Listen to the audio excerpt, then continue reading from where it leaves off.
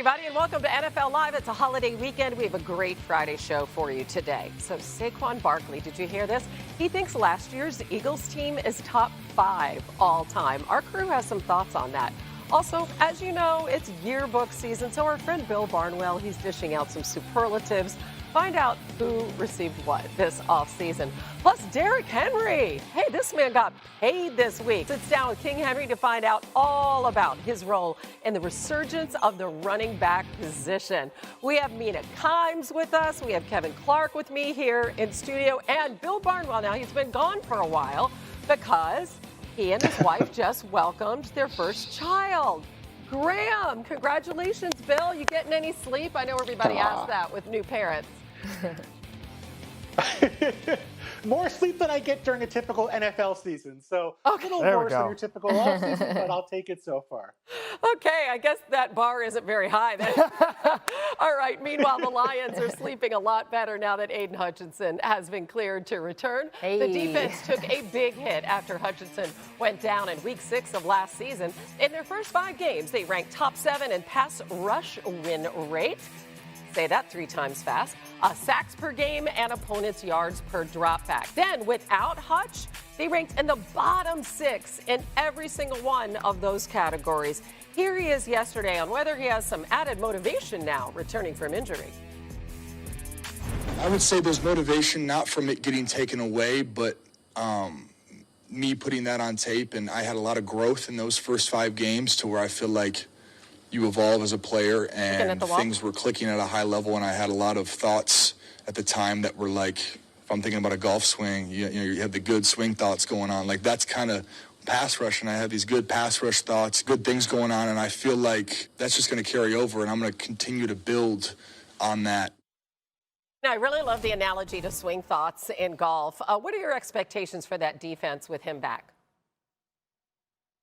Well, certainly improved when he's back in the lineup for obvious reasons, one of the best pass rushers in football.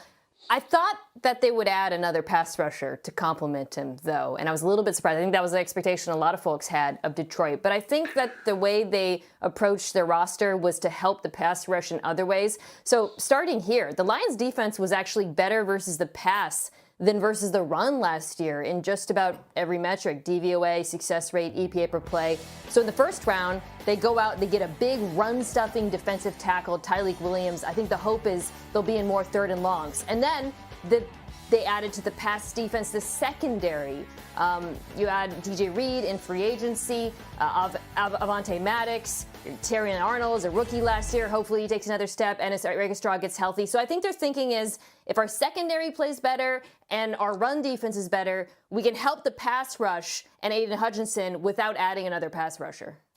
First of all, Mina, I'm not going to talk about my golf swing because this only is an hour show, and I could talk about that for about 10 hours. So I'll just move on very quickly here.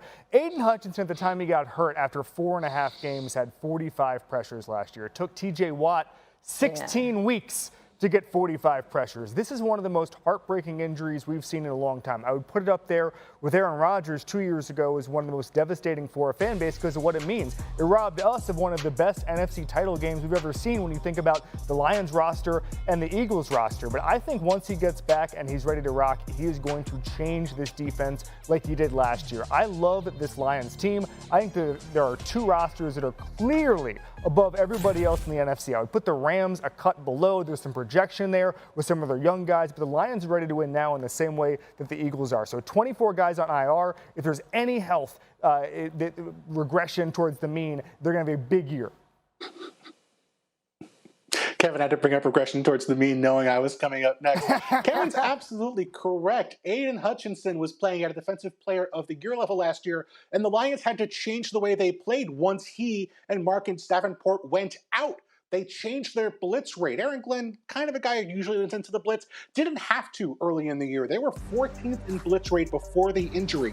Afterwards, they were 1st in the NFL in blitz rate. They had to send extra guys because they didn't have the pieces up front. And some weeks that worked out great, but we saw in the loss to the Bills, and especially that season-ending loss to the Commanders, when the blitz wasn't getting home, it was a disaster. They allowed 40 or more points in both those games. And so with Hutchinson now back, with Kelvin Shepherd taking over, over for Aaron Glenn as defensive coordinator. Real questions about what they do on defense. Do they continue to lean into the blitz? Are they a top 5 blitz team? Or do you trust that front four, trust the additions made this offseason that Mina mentioned, and lean into rushing 4, dropping 7 into coverage, being more conservative, but maybe more consistent for the Lions on a week-to-week basis on defense?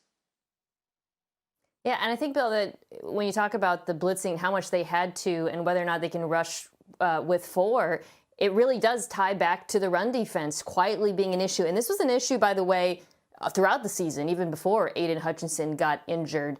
Because if they can get into more 3rd and longs with the help of that run defense, then it'll be easier for those 4 to rush the passer. You know, they still don't have that guy opposite Aiden Hutchinson, another opposite pass rusher who's really emerged. Josh Pascal is still in the lineup.